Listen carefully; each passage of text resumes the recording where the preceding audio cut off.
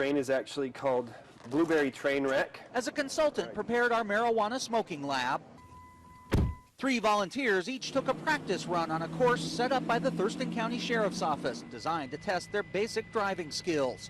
In the car with them is Cascade Driving School instructor Mike Jackson, who has a brake on his side of the vehicle for safety. I can either grab the wheel or I can touch the brake and bring him to a safe stop. Our first volunteer, Addie, is a 27-year-old medical marijuana patient and heavy daily user who had smoked some pot prior to arriving. A blood test before our experiment began showed she came to the track already 3 times the new legal limit for driving under the influence of marijuana.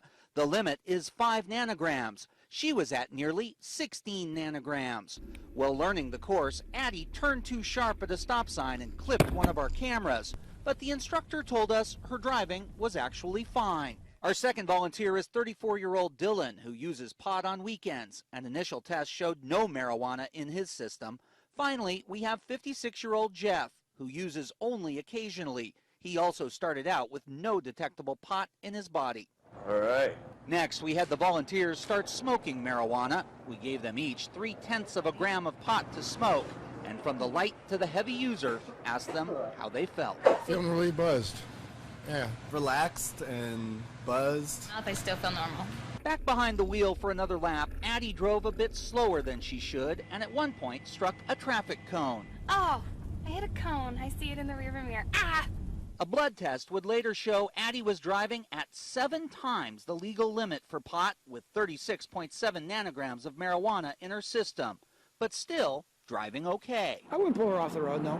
No, not yet. Not this point. After 0.3 of a gram of pot, Dylan was doing fine behind the wheel. Ooh, that was fun. Even though our lab tests would later reveal he was driving at 5 times the legal limit with 26 nanograms of pot in his system. When we got Jeff on the track, he was being cautious and driving slower than he should, which could catch the eye of a police officer on the road. His blood test showed Jeff was 4 times the legal limit with nearly 22 nanograms in his system. But again, his driving, while slow, was still at acceptable levels. He did real well. We had our volunteers smoke and drive 2 more times until they had all smoked 0.9 of a gram of pot, and they were feeling it. I'm starting to get it. Oh, yeah. I can feel it in my eyes. I can feel it in my body, in my head. I don't know if I can get, much more stoned, even if I keep smoking it. And it started to show more on the road. With a drug recognition expert from the Thurston County Sheriff's Office watching, Dylan started having trouble remembering how to drive the course. Oh, what is this cone in the middle? Confused, he turned early and left the track. You missed Oh, shit. Left. Let's do it again. I'll give you a second chance. Okay. Then, while going through a 20-mile-an-hour corner, the instructor had to grab the wheel to stop Dylan from swinging wide and hitting our photographer. Watch yourself, watch yourself. I had to grab the wheel to keep him basically from running you over. If I were to be watching him on a road, I would have stopped him. Jeff's driving also got worse the more he smoked. His backing is very slow. We watched him back over a cone, and after 0.9 of a gram of pot, he drove so slowly the officer told us he should not be on the road. Jeff agreed. You don't think you should be behind the wheel right now? Well, I would prefer not to, yeah.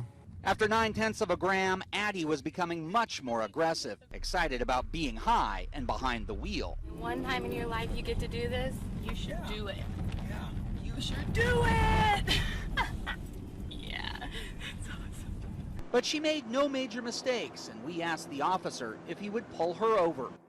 Borderline.